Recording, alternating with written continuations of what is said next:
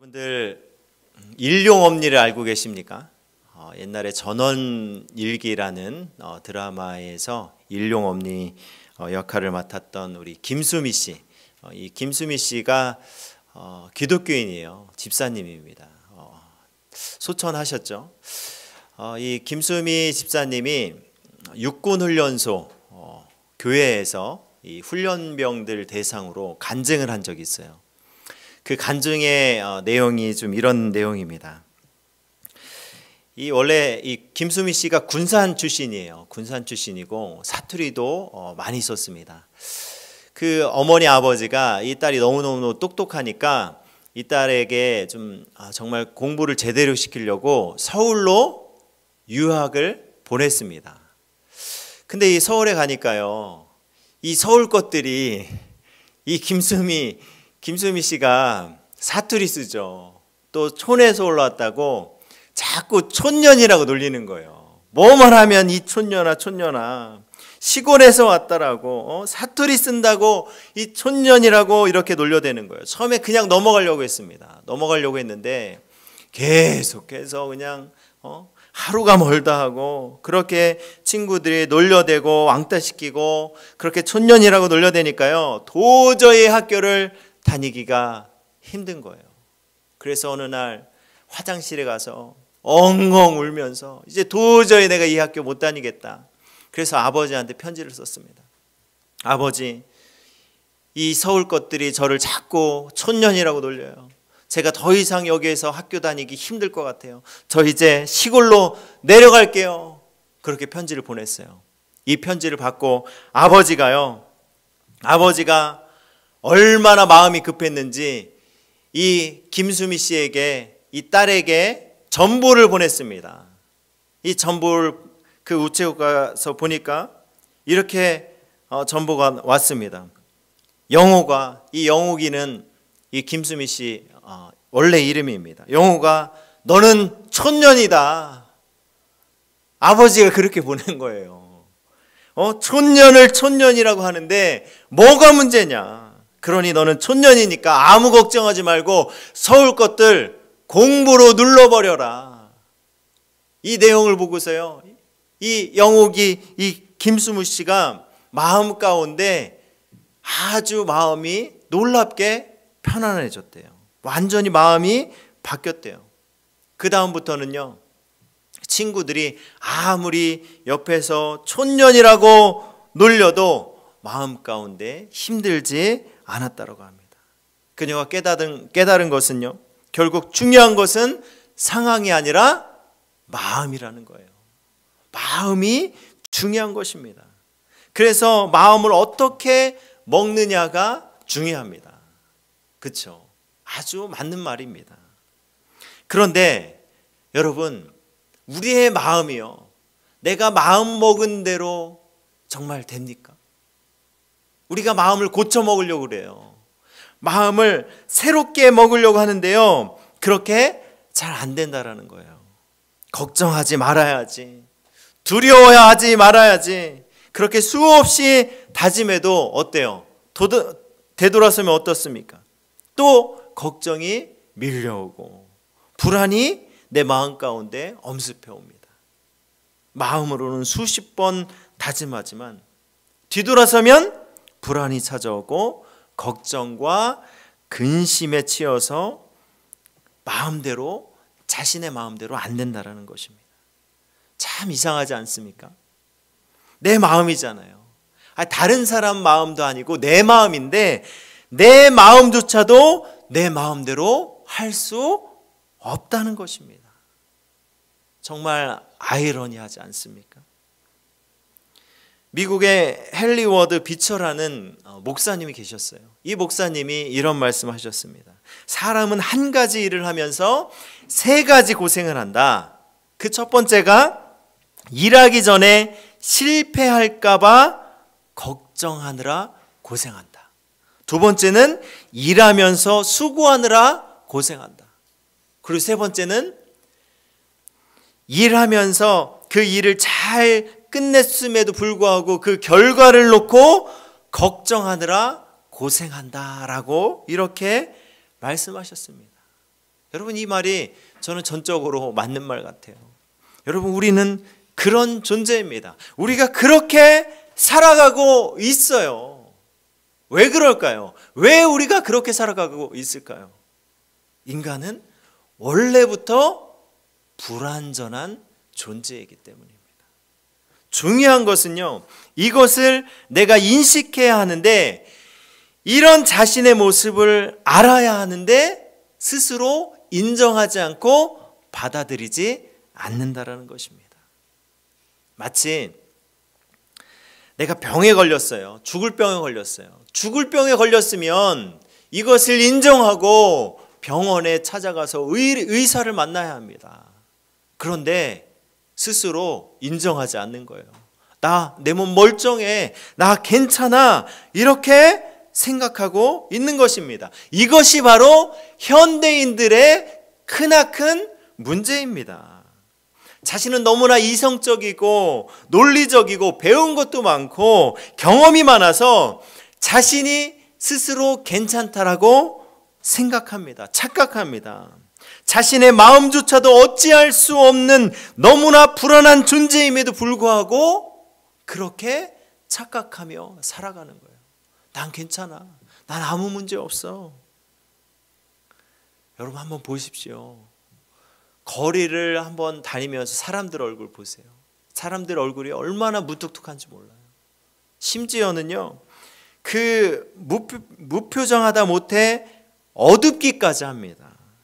많은 사람들이 이 불완전함을 넘어서 행복해지고 평안해지기를 너무나도 갈망하지만 마음의 깊은 좌절과 무력감에 시달리면서 살아간다라는 것입니다. 그래서 사람들은 이런 불완전함을 채우기 위해서 열심히 공부합니다. 스펙을 쌓습니다. 아주 안정적인 직장을 얻으려고 그렇게 노력합니다. 이것이 잘못된 것은 아닙니다. 하지만 그 마음의 동기는 불안 때문이라는 거예요. 남들보다 뒤처질까 봐, 실패할까 봐 두려운 마음이 드는 거예요. 그래서 악착같이 누구보다도 열심히 노력합니다. 그렇게 달려갑니다. 그런데 막상 내가 원하는 그 자리에 도착했을 때 우리는 더 큰 허물을 경험하게 된다는 거예요.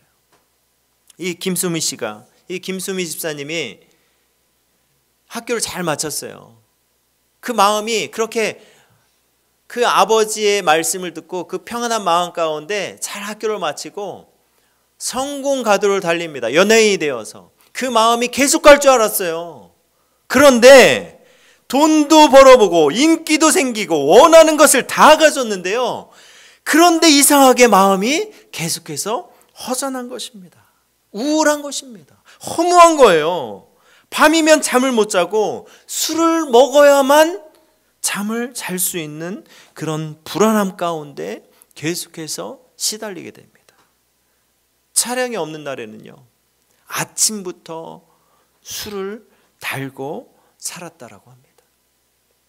겉으로는 멀쩡해 보여도 이처럼 마음으로 병든 사람들이요, 한두 사람이 아니에요. 이 폴틸리라는 독일의 신학자가 있습니다. 이 독일의 신학자가 이런 인간의 존재론적 그 불안 요소에 대해서 그 세 가지에 대해서 말했어요. 그 첫 번째가 무엇입니까? 바로 죽음에 대한 두려움이에요.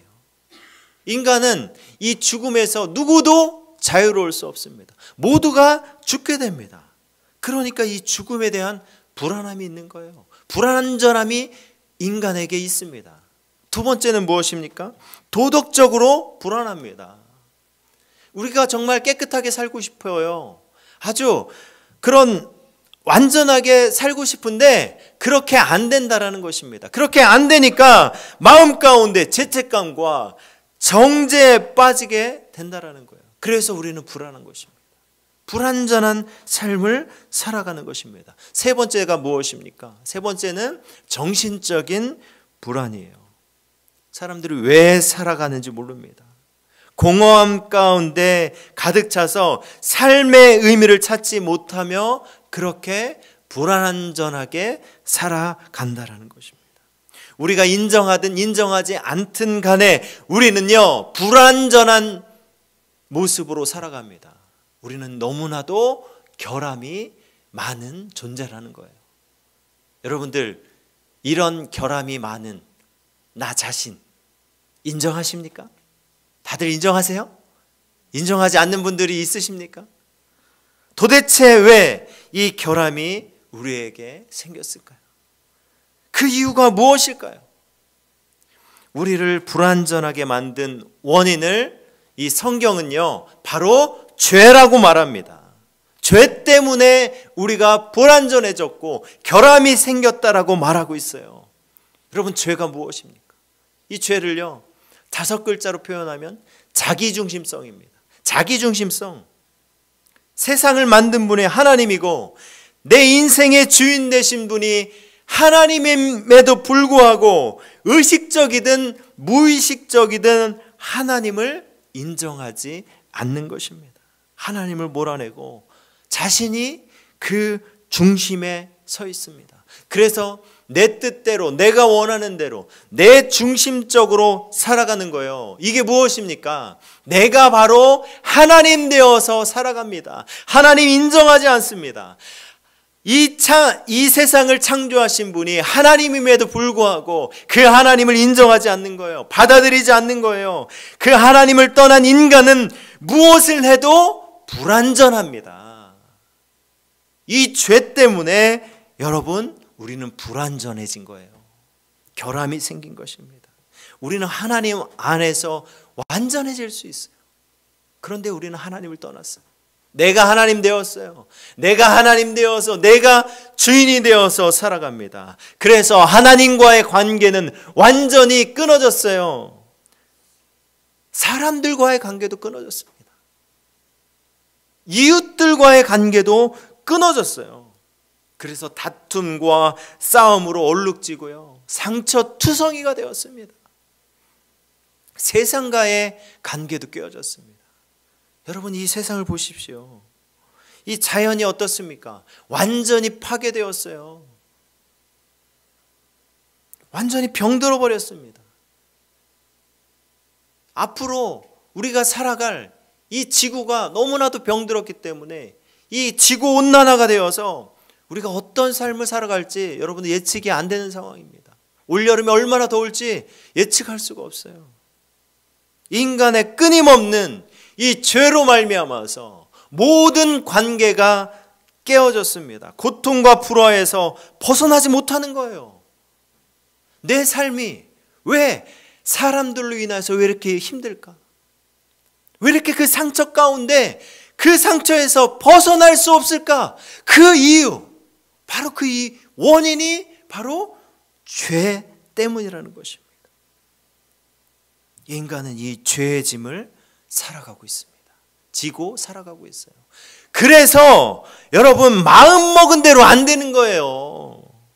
깨끗하게 살고 싶은데 뒤돌아서면 거짓말하게 되는 거예요. 겉으로는 아주 행복해 보이는데 마음으로는요, 살인을 하고 간음하고 정죄하고 불안과 두려움에서 벗어나지 못하는 것입니다. 이 죄 때문에 그런 거예요. 그렇게 살지 말아야지. 여러분, 그렇게 마음 가운데 얼마나 다짐하고 그렇게 다짐했습니까? 그런데 그 다음 날이 되면요, 그렇게 안 되는 거예요. 내 힘으로 도저히 벗어날 수 없는 그 죄 때문에 내가 그렇게 살아가고 있는 것입니다. 내 마음대로 안 되는 것입니다. 모든 이들이 이 죄의 짐을 지고 마음으로 힘겹게 살아갑니다. 모두가 다 똑같아요. 그러니까 나의 이 괴로움을 잊게 해줄 쾌락을 찾는 거예요. 쾌락에 빠지는 것입니다. 나를 즐겁게 해주는 그 무엇인가를 접할 때 그 순간만큼은 그 괴로움을 잊어버릴 수 있기 때문입니다. 여러분, 술을 먹는 이유가 무엇입니까? 그 순간만큼은 괴로움을 잊기 때문이에요. 제가 알코올 중독자의 삶을 다룬 다큐를 봤어요. 그 영상에 보니까요, 와, 완전히 24시간 술만 마시더라고요. 얼마나 비참한지 모릅니다. 가정이 다 깨어졌어요. 이혼했고요. 자녀들도 다 나갔습니다. 근데 이 사람이요, 이 알코올 중독자가 술에 취해갖고 그 방바닥에 누워서 자신도 모르게 이런 말을 하는 거예요. 나 마음이 너무너무 아파. 나 마음이 너무너무 아파. 이렇게 술주정을 하는 거예요. 그 마음이 아픈 이유가 무엇입니까? 관계가 다 깨졌기 때문이에요. 그러니까 마음이 너무 아픈 거예요. 그걸 되돌리고 싶은데 그게 안 되는 거예요. 여러분, 그 관계가 왜 깨졌습니까? 그 관계가 깨진 이유는 죄 때문이에요. 쓸쓸함과 외로움, 두려움이 마음 가운데 아주 계속해서 몰려옵니다. 그걸 잊고 싶은데 무엇으로도 안 되는 거예요. 그래서 나의 아픔을 잊게 해줄 무언가를 찾습니다. 그래서 사람들이 빠져드는 거예요. 그래서 중독되어지는 것입니다. 여러분, 이 시대는요, 중독의 시대라고 해도 과언이 아닙니다. 무슨 알코올 중독자나 어떤 게임에 빠져서 그런 맨날 며칠 게임하는 그런 사람을 보고 여러분 중독됐다라고 말하지만, 그런 사람들 뿐만 아니라 알게 모르게 중독되는 사람이 너무나 많습니다. 미디어에 중독되어 있고요. 갖가지 자기의 그 즐거움을 주는 그 무엇인가를 날마다 붙잡고 살아간다는 것입니다. 그러면서 사람들은 말해요. 인생 다 그런 거야. 다 그렇게 사는 거야. 그러니까 좋아하는 거 하면서 살고, 맛있는 거 찾아서 먹고 즐기면서 인생을 살라고 말합니다. 여러분, 이 말이 얼마나 무서운 말인지 아십니까? 너가 원하는 대로 주인 되어서 살라는 거예요. 이건 사탄의 음성입니다. 자신이 지금 어떤 문제가 있는지 전혀 깨닫지 못하고 살아가는 것입니다. 우리에게는 죄로 인한 이 결함의 문제를 해결하고 치유해 줄 의사가 우리에게 필요합니다. 그 의사가 누구입니까? 우리 마가복음 2장 17절 말씀 보니까요, 예수께서 들으시고 그들에게 이르시되 건강한 자에게는 의사가 쓸데없고 병든 자에게라야 쓸데있느니라. 나는 의인을 부르러 온 것이 아니요 죄인을 부르러 왔노라. 아멘. 예수님이 이 땅에 왜 오셨습니까? 바로 이 죄인을 위하여 이 땅에 오셨습니다. 죄의 문제를 해결해 주시기에 오신 분이 바로 예수님이에요. 이런 죄의 짐을 지고 살아가는 우리들에게 주님이 말씀하십니다. 오늘 본문 마태복음 11장 28절 말씀 볼까요? 우리 함께 읽겠습니다. 시작. 수고하고 무거운 짐진 자들아 다 내게로 오라. 내가 너희를 쉬게 하리라. 죄의 짐을 지고 있는 우리들에게 내가 너희의 죄의 짐을, 그 문제를 해결해 줄게. 지금 우리에게 오라고 초청하고 있는 것입니다. 우리가 봤던, 이 시작할 때 봤던 여러분 영상 보셨죠? 이 평생을 무거운 짐을 지고 사는 그 짐꾼의 이야기입니다. 한평생을 짐만 지고 살아갑니다. 너무나 괴로워해요. 그 삶을 벗어나고 싶은데 벗어날 수가 없는 거예요. 그 무거운 짐을 메고 살아가는 그 삶이 얼마나 괴롭겠습니까? 여러분, 그 모습이 바로 우리의 모습이에요. 그렇게 무거운 짐을, 죄의 짐을 지고 위태위태 살아가고 있는 모습이 바로 나의 모습이라는 것입니다. 주님이 이런 우리를 향해 이 땅에 오셨고 우리를 초청하고 계십니다. 나에게 오라. 내가 너희를 쉬게 하리라. 이렇게 초청하시는 여러분 이유가 무엇입니까? 그렇게까지 나에게 찾아와서 그 죄의 짐을 해결해 주시겠다라고 말씀하시는 그 이유는 바로 우리를 너무나도 사랑하시기 때문이에요. 6.25 전쟁 때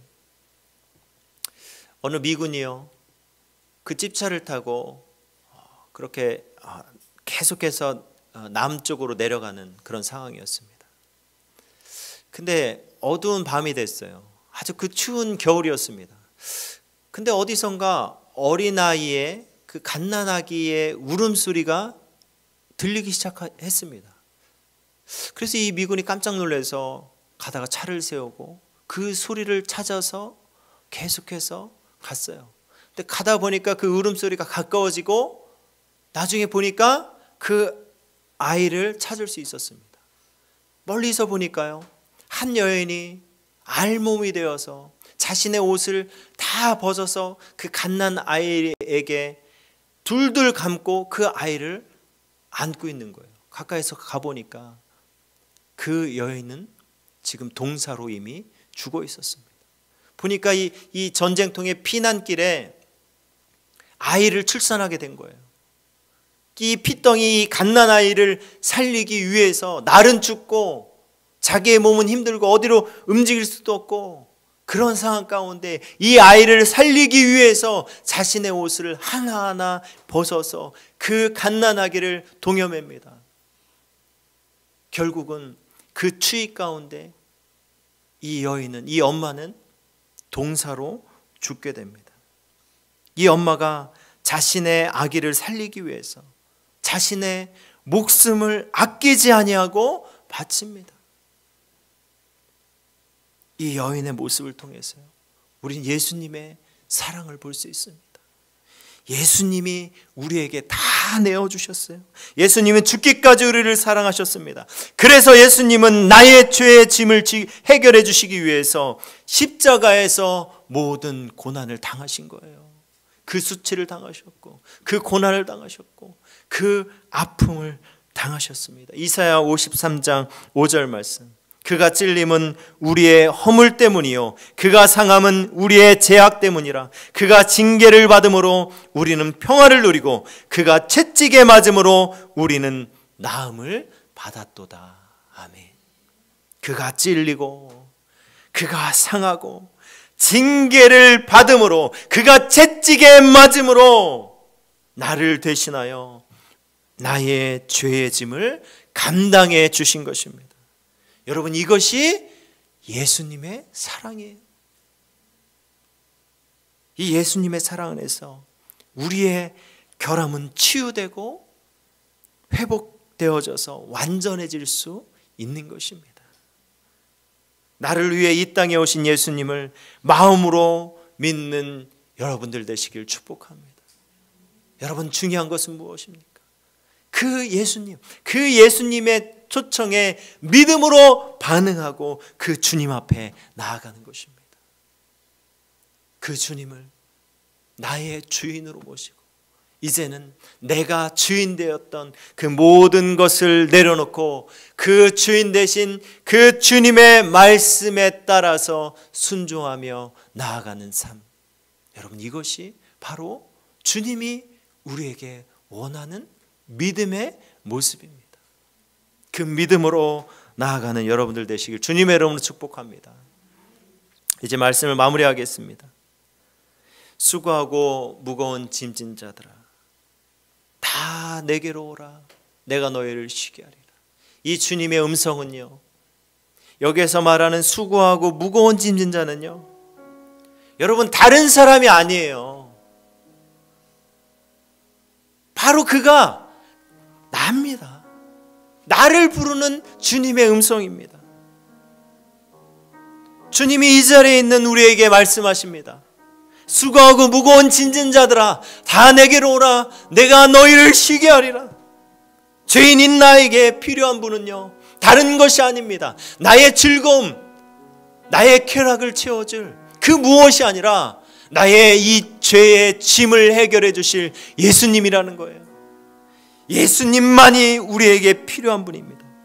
예수님은 우리에게 지금 초청해 주고 있어요. 그 초청 앞에 여러분 믿음으로 반응하면 되는 것입니다. 나 지금까지 교회 몇십 년 다녔어요. 나 예수님 잘 알아요. 예수님 무엇을 했는지 내 지식적으로 다 알아요. 아니에요, 여러분. 우리의 지식이 아는 것으로 주님께 나아가는 것이 아닙니다. 진정으로 예수님이 나의 주인이 되는 것입니다. 그 주님께 나의 짐을 맡기는 것입니다. 여러분, 이것이 믿음입니다. 내가 몇십 년 신앙생활했고 내가 그 예수님에 대해서 성경을 잘 안다라고 해서 여러분, 그것이 믿음이 아닙니다.